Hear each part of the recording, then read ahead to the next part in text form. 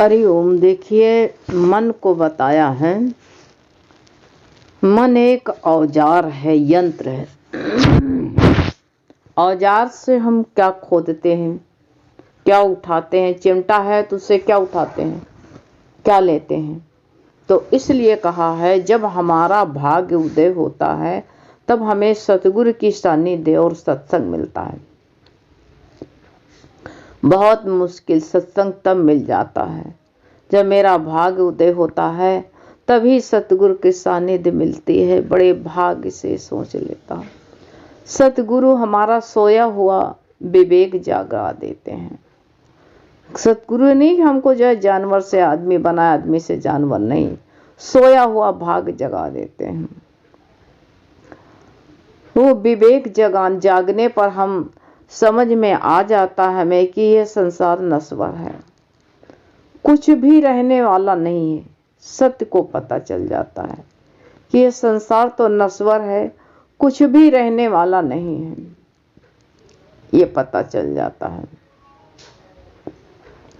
इससे संसार से वैराग्य आता है। तब सतगुरु हमें आत्मज्ञान के अभ्यास की ओर प्रेरित करते हैं कि तुम देह नहीं हो, तुम आत्मा हो। आत्मज्ञान की तरफ बढ़ो। तुम अपना रॉन्ग रास्ता है, तुम्हारा गलत रास्ता पर जा रहे हो। वो रास्ता छोड़ दो, भटक जाओगे। वहां बहुत कठिन रास्ता है जिस पर तुम चल रहे हो। दिखाने में सरल लग रहा है, ये लगेगा ज्ञान गुरु जो बताते ये कठिन है, नहीं, ये सरल है प्यारे। बच्चा तो कहता है अपने आप चलूंगा, नाली आएगी तो कहेगा हम फांदेंगे, माँ फांदे देगी, जाने की नाली में कूद जाएगा, भी नाली में गिरेगा। बच्चे को पानी में किनारे खड़ा कर दो तो कैसे दौड़ के पानी में कूद जाएगा वो, लेकिन माँ क्या कूदने देगी। कुआं पा जाए तो कुआं में झांक के कूद जाएगा, तो माँ क्या कूदने देगी, नहीं। ऐसे सत्संग जो है, सत्संग से संसार से वैराग आता है। जब सत्संग मिलता है तो वैराग आता है, और जब वैराग आता है तब लोहा गर्म होता, तभी तेज सोच जब मोड़ा जा सकता है। जब तक वैराग वृत्ति नहीं होगी तब तक नहीं मुड़ सकता है, सोच लेना। दादा क्या बता रहे हैं, समझो, इधर जानो। आत्म ज्ञान के अभ्यास की ओर प्रेरित करते हैं तब हमें सतगुरु। और सतगुरु कहते हैं कि मन को नियंत्रण में रखना। ये मन नियंत्रण करने का सबसे अच्छा उपाय है। इससे कहते हैं नहीं मिलना, ये सोच दो। अच्छा उपाय है कि जिससे मिलना, पर इसके लिए पहले मन को समझाना जरूरी है। परमात्मा से मिलना है तो तभी भी मन को समझाना जो है बहुत जरूरी है। तो मन बिना समझे काम नहीं चल सकता है। तो वही तो कहा, मन एक औजार है, यंत्र है। यदि मन का सही तरीके से, मन को जो है सही तरीके से इसको इस्तेमाल किया जाए तो देखो ये बहुत बढ़िया यंत्र है। देखो कितना अच्छा यंत्र है, बढ़िया यंत्र है।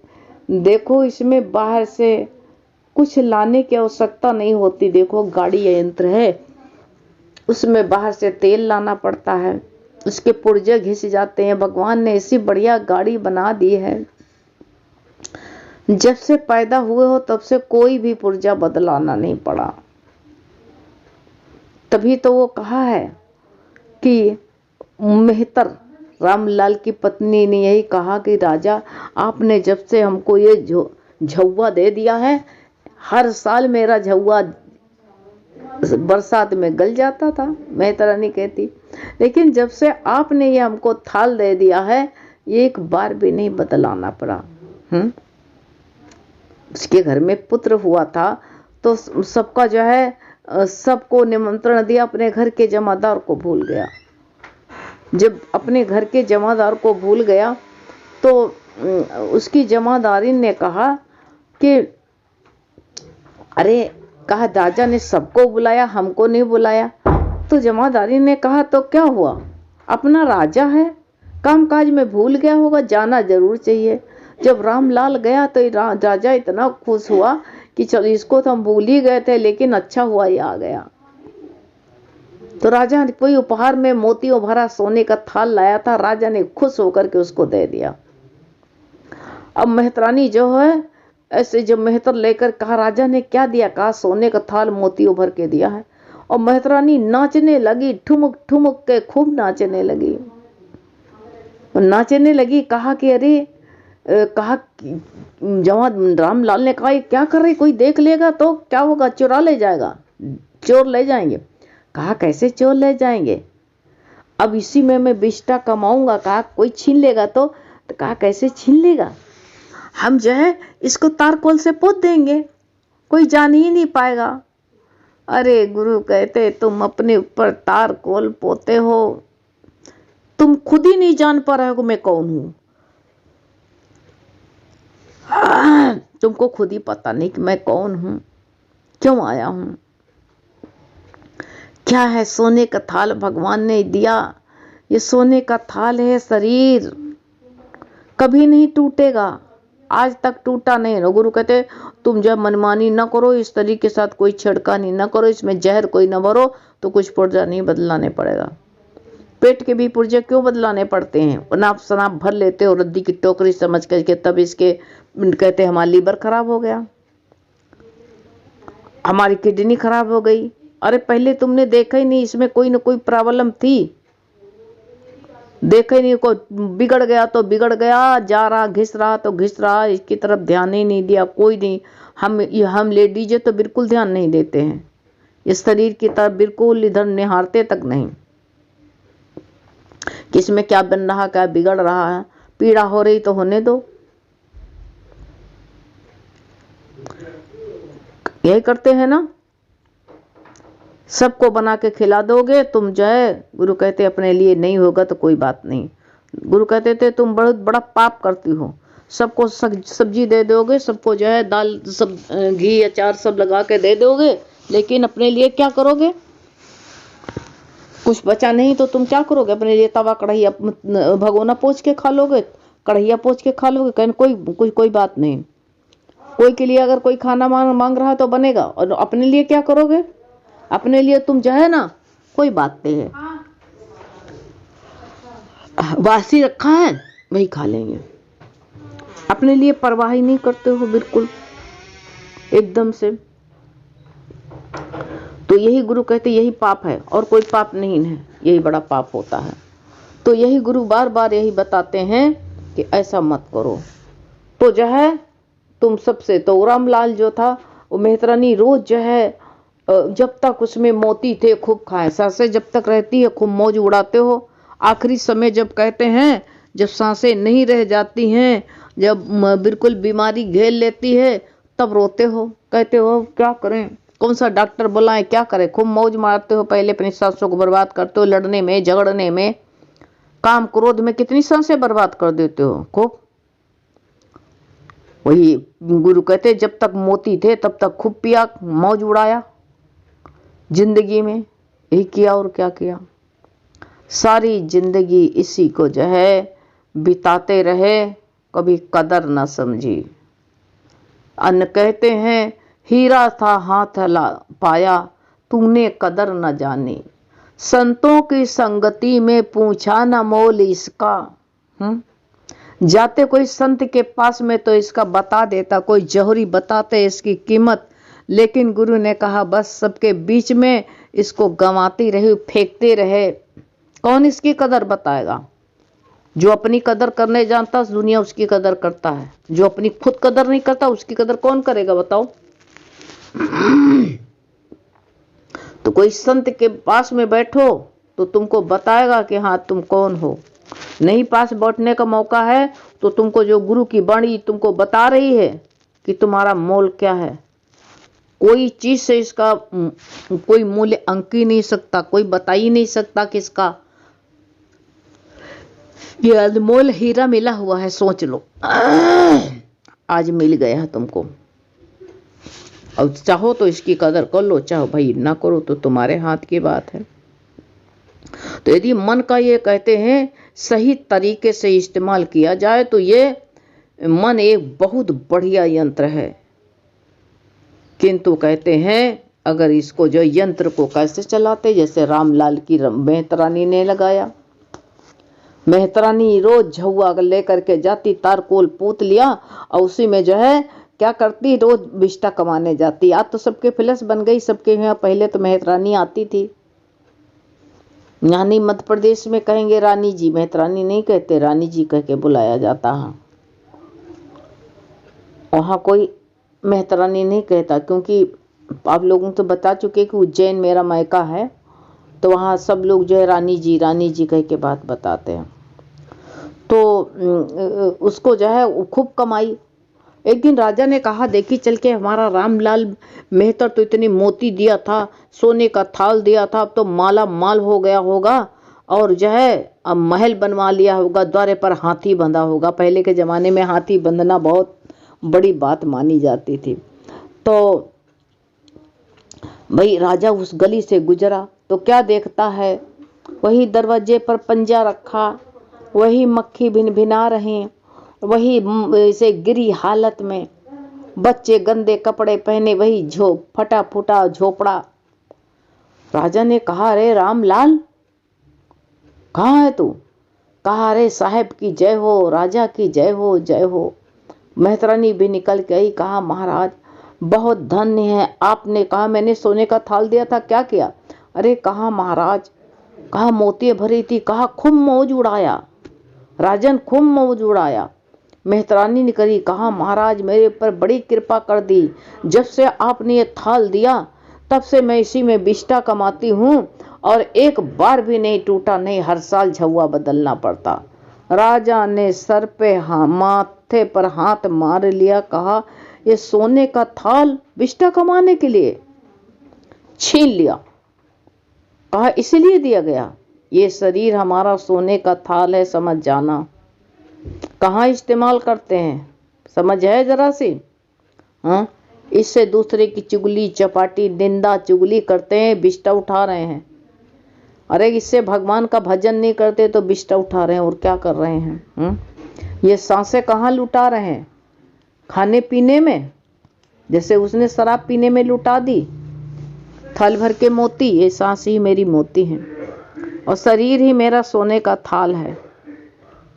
जब से इससे बिस्टा उठा रहे हैं, एक बार बदले हो उसको?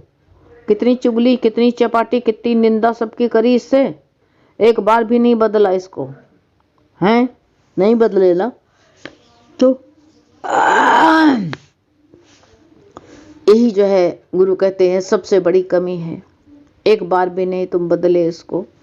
इसलिए इसको सही इस्तेमाल करो, सबसे बढ़िया यंत्र है। राजा ने थाल ले लिया, कहा जाओ उसी फाटी हालत में। तो इसे जब थाल ले लेगा तो ऐसे खाली के खाली हाथ चले जाओगे, हैं? दृष्टांत का सार यही है। तो इसीलिए बताया, किंतु कहते गलत तरीके से इस्तेमाल करने पर ये खतरनाक भी हो जाता है, यही शरीर खतरनाक हो जाता है।